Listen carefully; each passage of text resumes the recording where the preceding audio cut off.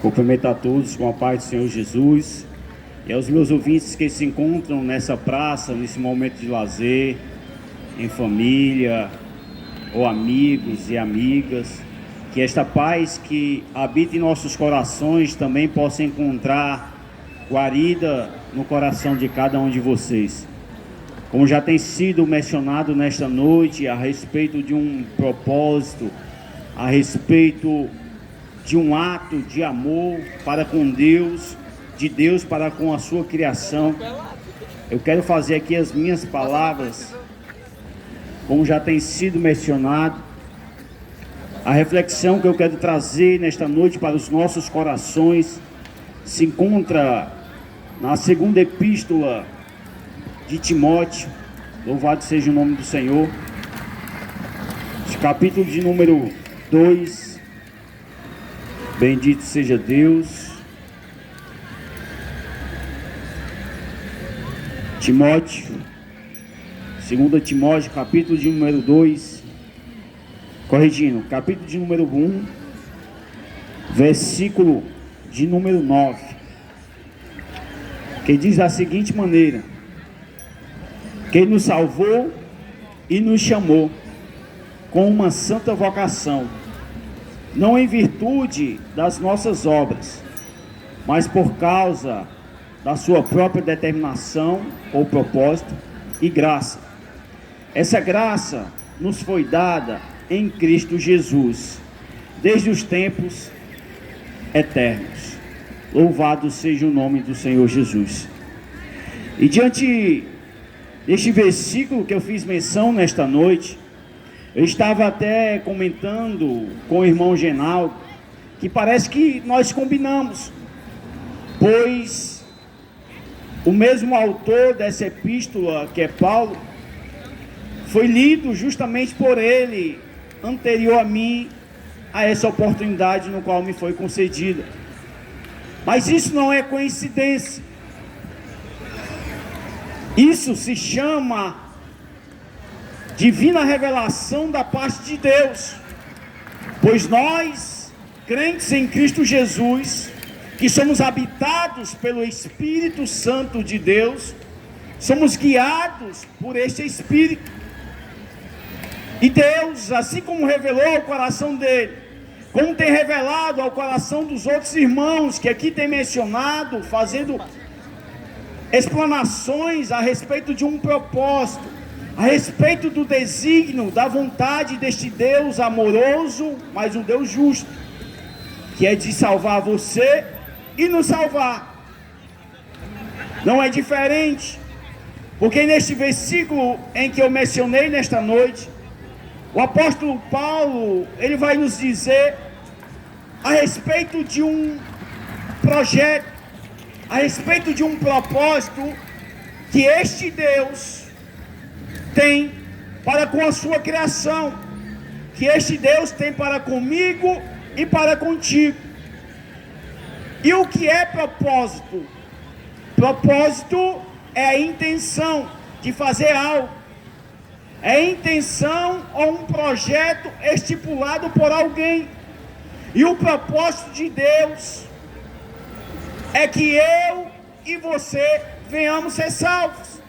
E isso não se iniciou há poucos anos. E isso nós podemos olhar no livro de Gênesis, e creio que você já ouviu falar a respeito de um casal chamado Adão e Eva. O texto vai dizer que ali Deus tinha dado leis para eles, ordenanças, mas eles sucumbiram diante da tentação do diabo, vindo a comer do fruto que lhe era proibido. E diante deste ato pecaminoso, diante dessa transgressão deste casal, nós vamos ver que trouxe consequências gravíssimas. Uma das primeiras consequências que teve por este ato de desobediência, que é chamado pecado, eles começaram a ter a consciência do bem e do mal. Os olhos deles foram abertos. Eles se tornaram pessoas maliciosas. E por conta disso, outrora, quando eles foram criados para a glória de Deus, para estarem inclinados a viverem em obediência ao Senhor, por conta do pecado, a corrupção adentrou na vida daquele casal, na vida daquele homem e daquela mulher. E agora eles iriam desejar cada dia mais não obedecer ao Senhor. E por conta disso, por conta dessas consequências, Deus os expulsou do jardim, porque Deus é um justo juiz. Por mais que Deus amasse Adão, por mais que Deus amasse Eva, era necessário esse Deus justo aplicar a justiça. E a justiça foi aplicada. Aquele Adão e Eva foram expulsos da presença de Deus. Mas é aí onde entra a misericórdia desse Deus. É aí onde entra um propósito deste Deus, um projeto. Porque Jó vai dizer: porque bem sei que nenhum dos teus propósitos podem ser frustrados. E Deus inicia um propósito, Deus faz uma promessa essa, de restaurar este relacionamento, que outrora tinha sido apartado, corrompido, rompido por conta do pecado.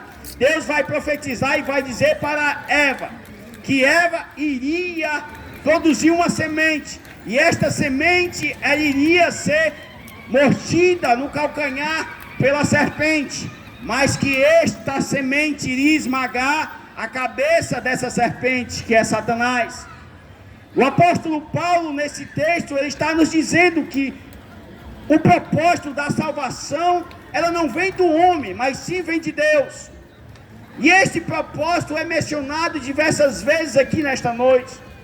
E não é diferente, porque o apóstolo Paulo, ele vai dizer que este desejo, este propósito, esta intenção parte da parte de Deus. Por quê? Porque em Romanos capítulo de número 5, e aqui eu quero fazer leitura a este texto, para que não fique nas minhas palavras, e eu não quero errar. Eu quero transmitir para vocês este propósito de uma forma fiel. Romanos capítulo 5, versículo 12 vai dizer: portanto, da mesma forma como o pecado entrou no mundo por um homem, e pelo pecado a morte, assim também a morte veio a todos os homens, porque todos pecaram. Ou seja, eu e você somos pecadores. Eu e você transgredimos as leis de Deus, seja por pensamento, seja por atos, ou por desejos pecaminosos, que muitas vezes os nossos corações nos levam a imaginar, a agir, a pensar. Então nós estamos por natureza corrompidos por conta do pecado.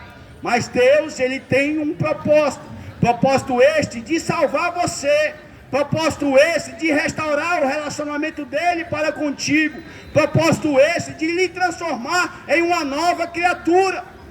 Talvez você já viu pessoas que outrora viviam na sarjeta, que viviam entregues à bebida, à prostituição, às drogas, mas quando eles tiveram um encontro com Jesus, parece que aquela pessoa ela é outra pessoa. Sabe por quê? Porque é isso que o Espírito Santo de Deus faz na minha vida e quer fazer na sua vida também, transformar cada um de vocês em uma nova criatura. Este é o propósito de Deus, para que você não entre em condenação.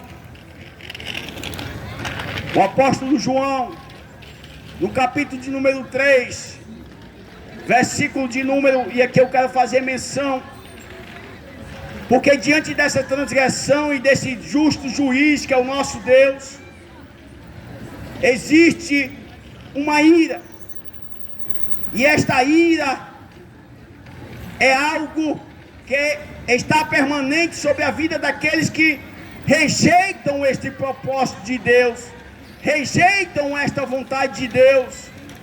O apóstolo João, no capítulo número 3, versículo 36, vai dizer: quem crê no Filho tem a vida eterna, já quem rejeita o Filho não verá a vida, mas a ira de Deus permanece sobre ele.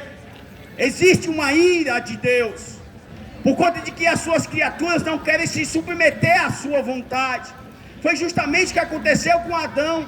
A ira de Deus sobre Adão, por conta que ele era o cabeça, o responsável, e sobre Eva, fez com que Deus viesse tomar uma decisão essa de expulsá-los da sua presença.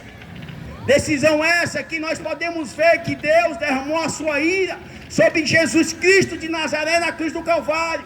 Não pense que Jesus ele só foi morto por conta da inveja dos religiosos. Era necessário Jesus ser morto, porque a Bíblia vai dizer que ele levou sobre si as nossas enfermidades, e pelas suas pisaduras nós fomos sarados. As nossas transgressões estavam sobre ele, e ele como ovelha muda foi levada pelos seus tosqueadores ao matadouro, e ele não ousou abrir a sua boca, mas ele glorificou ao Pai. Mas ele vai dizer ainda mais, que ninguém tirava a vida dele, ele dava a si mesmo a sua vida em favor de muitos, porque todos são chamados, mas muitos que estão nesta praça irão continuar rejeitando esse propósito de Deus. Não pense que a salvação, o plano de salvação, esse propósito é algo inventado pelo homem, não, é algo que foi justamente nasceu no coração de um Deus que ama as suas criaturas, mas para isso é necessário você se arrepender, mas para isso é necessário você reconhecer que sem Deus você não é nada. E esse propósito de Deus é um propósito que nasceu no coração de Deus com o intuito de abraçar todas as suas criaturas, mas muitos rejeitam. Mas muitos viram as costas para esse Deus. E o apóstolo Paulo vai dizer que segundo o poder de Deus, quem nos salvou, o apóstolo Paulo, ele está testemunhando, porque o apóstolo Paulo era um religioso, foi um homem que perseguiu os cristãos, mas um dia este homem que outrora perseguia a igreja de Cristo, perseguiu os cristãos, achando que estava vivendo uma vida correta diante de Deus, os seus olhos foram abertos, as escamas caiu, ele teve um encontro com Jesus, e ele foi salvo e transformado, e se transformou em um dos maiores pregadores e evangelistas que passou na face da terra. É isso que Jesus quer fazer contigo. Este é o propósito que Deus tem para a sua vida. Nós estamos chegando ao final do ano. Talvez você tenha feito inúmeros projetos. Talvez você tenha colocado no seu coração a intenção de fazer uma festa grande, de reunir a sua família, de rever pessoas que você faz muito tempo que não vê, de fazer viagem internacional ou para outro estado ou cidade. Talvez você tenha colocado no seu coração esse projeto, esse propósito, e isso é louvável, mas estou aqui nesta praça dizendo para você que existe um projeto, um propósito muito maior do que isso, e esse propósito é de um dia você passar a eternidade ao lado de um Deus que Ele ama e que deseja o melhor para a sua vida. Este é o maior projeto este que nasceu no coração de um Deus misericordioso. O apóstolo Paulo ele está testemunhando, dizendo que este poder que o salvou,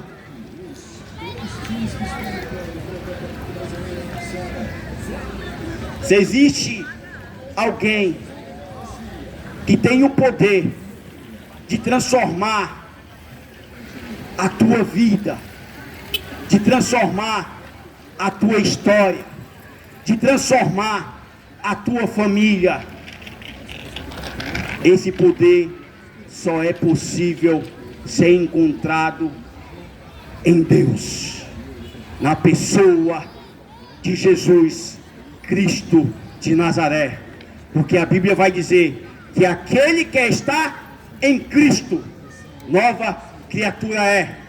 As coisas velhas se passaram, eis que tudo se faz novo. Deus, Ele tem uma nova história para você. Deus, Ele tem uma nova história para a sua família. Deus é o único que tem poder de transformar um bebarrão, alguém que vive na prostituição, que vive na droga, na idolatria. É somente esse Jesus Cristo de Nazaré que tem este poder de transformar o mais vil pecador em uma nova criatura. E como é que eu faço isso, irmão Ronaldo? Estou sentindo de Deus, eu quero ser uma nova criatura, eu quero abraçar esse projeto de Deus para a minha vida, para a minha família. Como é que eu faço isso, irmão Ronaldo? É simples. Eu preciso viajar para outro estado, eu preciso ir para dentro de uma igreja. Não. Onde você está aí, sentadinho na praça, nesse momento me ouvindo, você pode fechar os seus olhos e dizer: Jesus, se tu és esse Jesus poderoso mesmo, como esses irmãos estão pregando aí na praça, me transforma em uma nova criatura, escreve uma nova história para a minha família. E eu quero te dizer que este Jesus Cristo de Nazaré está aqui nesta praça para te dizer: eu estou aqui para te transformar e escrever uma nova história para ti. Este é o Jesus que nós pregamos. Nós servimos a um Jesus que morreu, mas que ressuscitou ao terceiro dia e subiu aos céus, está sentado à destra de Deus. Este Jesus é o Jesus que transformou a vida do apóstolo Paulo, é o Jesus que transformou a vida de Timóteo, é o Jesus que transformou a vida do irmão Ronaldo, do irmão Florencio, irmão Robson, irmão Genaldo, irmã Alessandra, irmã Núbia. Este é o Jesus que nós estamos pregando nesta noite, que tem poder de lhe transformar e lhe salvar. Este é o Jesus que tem esse poder. E aqui eu quero concluir. O apóstolo Paulo, ele vai dizer nesse versículo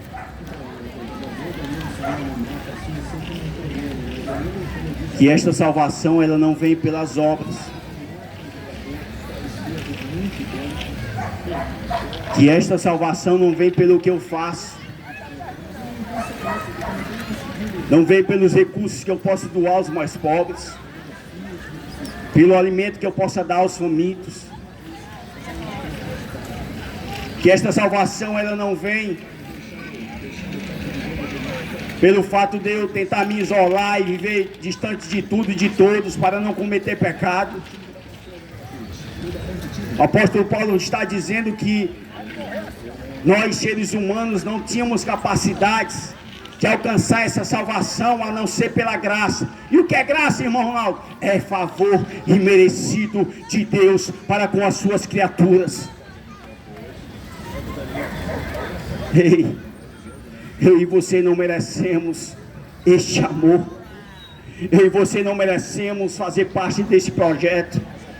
Eu e você não merecemos, por mais que eu seja o melhor cidadão do mundo, por mais que eu seja a melhor mãe do mundo, o melhor filho do mundo, mas mesmo assim não nos dá passe livre para entrar no céu. Se existe apenas uma obra capaz de nos dar esse passe livre, que é a obra de Jesus, redentor, de redenção na cruz do Calvário, é somente através da obra de Jesus, e isto é favor imerecido.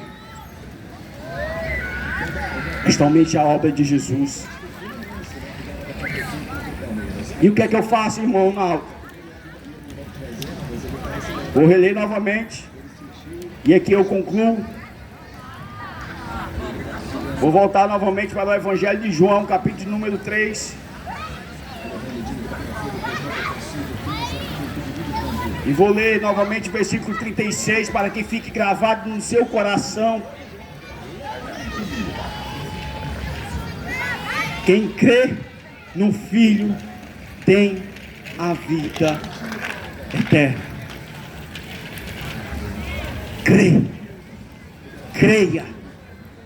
Se existe alguém capaz de mudar a sua vida, de lhe transformar em uma nova criatura, de resolver os teus problemas, de fazer com que tu venha andar de uma forma diferente, de fazer com que a tua vida venha ter sentido, de preencher o vazio que angustia a tua alma, só existe uma forma: é crer em Jesus Cristo de Nazaré. E que este Jesus, que um dia me alcançou, me resgatou, te alcance também e te resgate para a glória do nome dele. E que Deus abençoe cada um de vocês em nome de Jesus. Amém.